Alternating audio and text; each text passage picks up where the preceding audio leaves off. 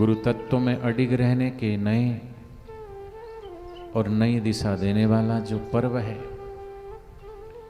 जीवन में कुछ नियम लेकर आगे बढ़ने वाला जो पर्व है,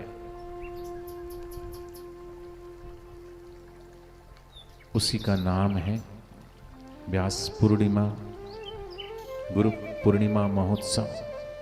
थोड़ी देर शांत होएं, आंखें बंद करें और मन ही मन अपने गुरुदेव को याद करते करते पूज्य बापू जी कहते हैं कि आत्मारामी संत सदगुरु के हृदय में तुम जच जाओ। हम यही प्रार्थना करें, मेरे कर्म जो तुमको अच्छे लगे ना, हे नाथ उन्हें होने ना देना।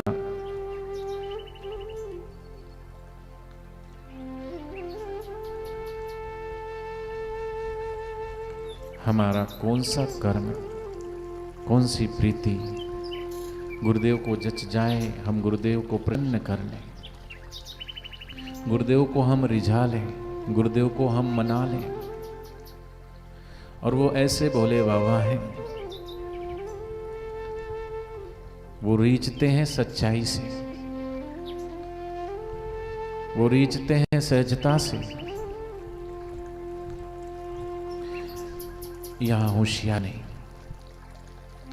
यहां चालाकी नहीं, यहां चतुराई नहीं, यहां समर्पण। गुरु की करुणा, गुरु की कृपा वहां ठहरती है जहां हृदय रिक्त हो। कम से कम गुरु की करुणा कृपा पाने के लिए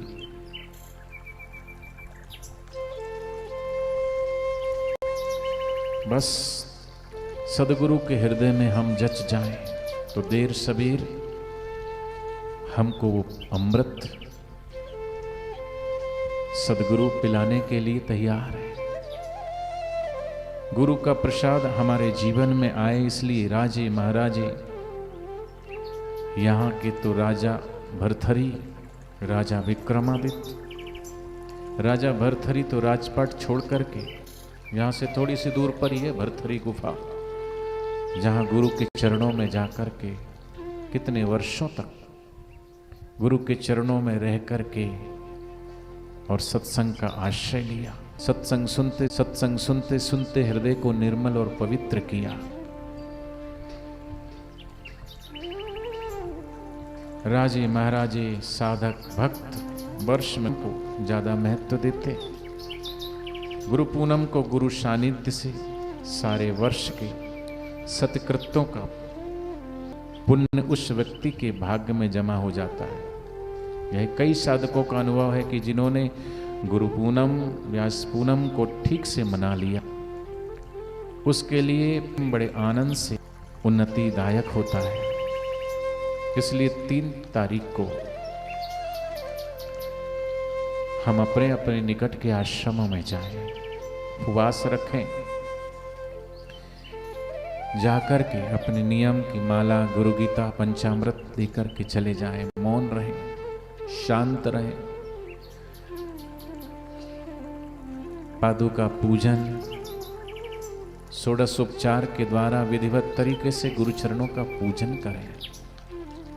जैसे भरत जी अपनी अयोध्या के राज सिंहासन पर गुरु के चरणों को राम जी के चरणों को विराजमान करते, ऐसे हम भी इस व्यास पूर्णिमा पर अपने हृदय रूपी सिंहासन पर अपने गुरुदेव के चरणों को, ये प्रतीक है, उनके वचनों को, उनकी मूरत को, उनकी सूरत को अपने हृदय में बसाएं।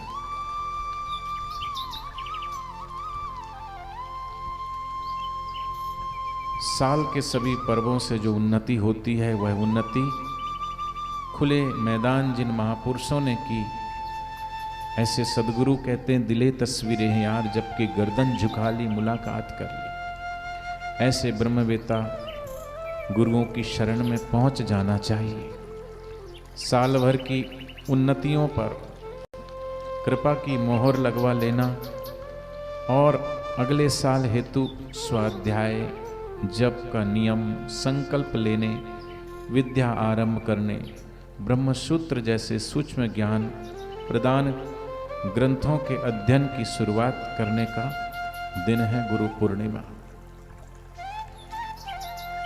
मानवीय मन और गुरु का मन समाज को गुरु शिखर यानी ऊंचे शिखर पर पहुंचाने का पर्व गुरु पूनम है।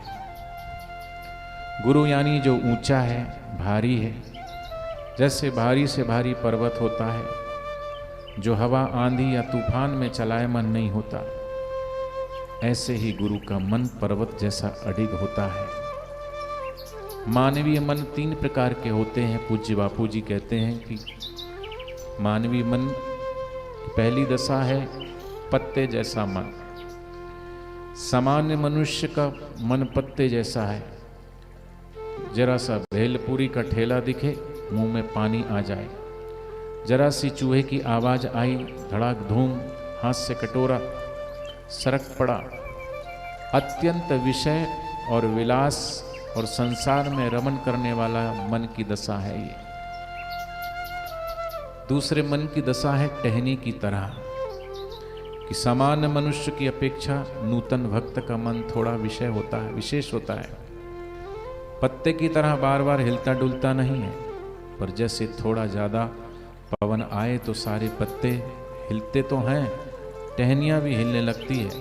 ऐसे ही विशेष परिस्थितियों में मन की तीव्र तरंगों से नूतन भक्त भी कई बार जो है विचलित हो जाता है और सोचता है कि मेरा क्या होगा। उस समय उसको ये सोचना चाहिए कि हजारों हजारों शरीर रूपी पत्ते आए और मन रूपी पवन से हिले डुले, तब भी आज तक मेरा अस्तित्व है, तो अभी मेरा क्या बिगड़ेगा। पत्ते जैसा मन से थोड़े थोड़े पवन में से भी गिर जाए, पर टहनी जैसा मन ज़्यादा पवन आए तो हिलता है।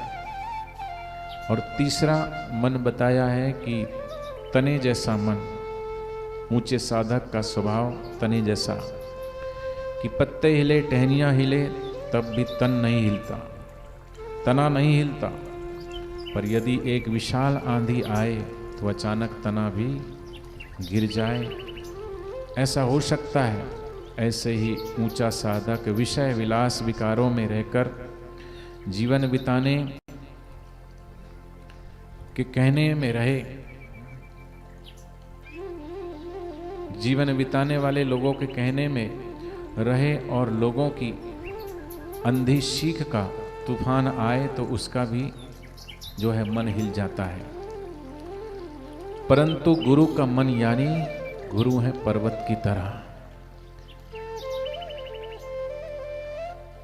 गुरु का मन यानी पर्वत जैसा मन गुरु पूर्णिमा सिखाती है कि हे साधक, तू अपने गुरु के सिद्धांत की ओर देखना और गुरु वे आत्मदेवता हैं, उनकी ओर देखना। कैसा भी आंधी तूफान या पवन चला हो, पर जैसे हिमालय, सुमेरु, अर्बुद पर्वत या गिरनार के ऊंचे शिखर अडिग रहते हैं, वैसे ही तो गुरु तत्व में अडिग रहना। हम सब भी इस गुरुदेव के इन पावन संदेशों को गुरु पूर्णिमा के निमित्त आत्मसात करें और ये सोचें, ये देखें कि हम कैसे गुरु के शिष्य हैं। ऐसे गुरुदेव इन 10 सालों में कितनी बड़ी 10 साल से पहले भी, जब से गुरुदेव ने दादा गुरुदेव के प्रसाद का वितरण शुरू किया, नगर नगर डगर डगर घूम घूम करके अपने गुरुदेव के प्रसाद को बांटना शुरू किया। इस अमृत को चखने वाले, सत्संग रूपी पावन अमृत का रस करने वाले करोड़ों करोड़ों लोग गुरुदेव के चरणों से जुड़ते गए। कईयों की शराब छूटी, कईयों का मांस छूटी, किसी का सिगरेट छूटा, बुराइयां छूटी।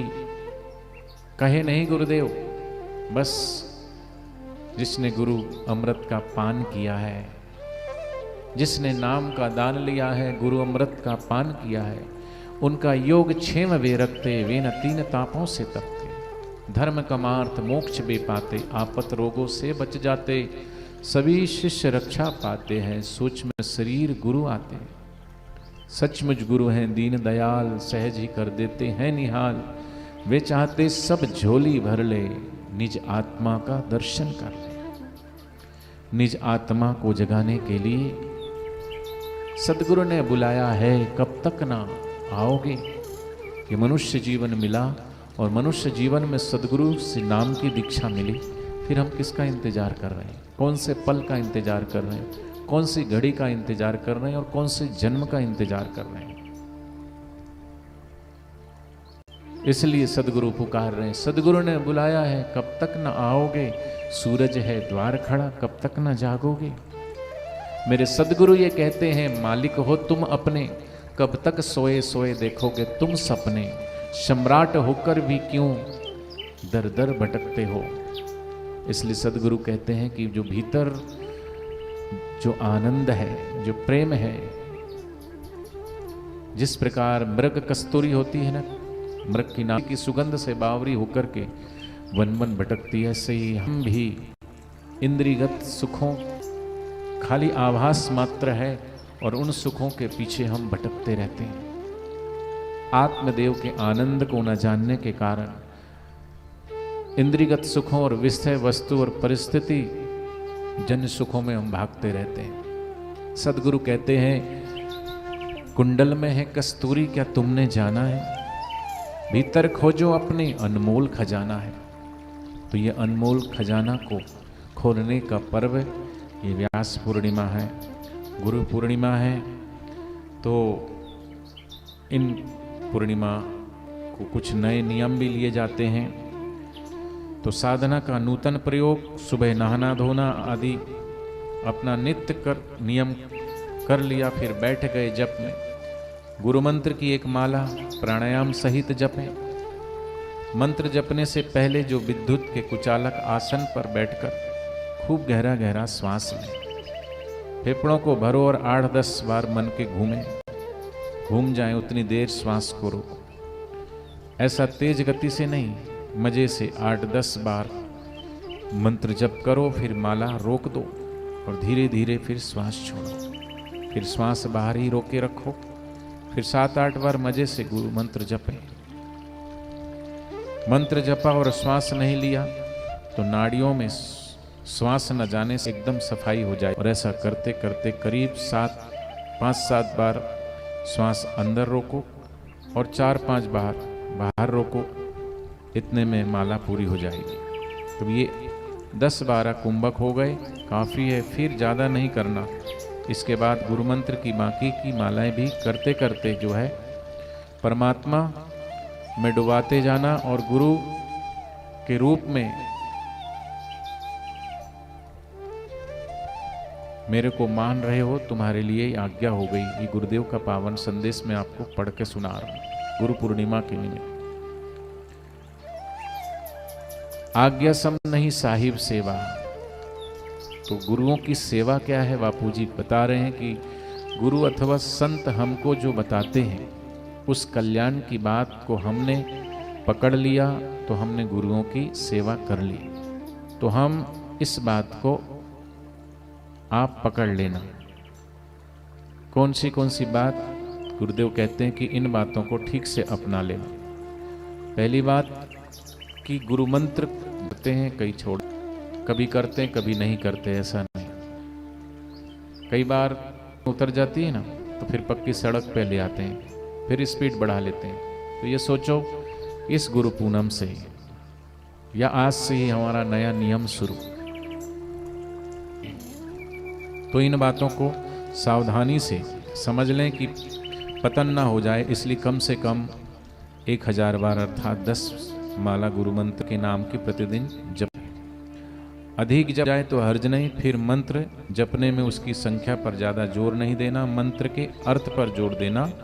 और मंत्र जपते अगर आनंद आ रहा है और माला घुमाने की इच्छा नहीं होती तो कोई ज़रूरी नहीं है कि माला घुमाओ, परंतु इस बात में सावधान रहना कि जब करते करते आनंद आ रहा है कि नींद आती है, वो भी थोड़ा सावधान रहना।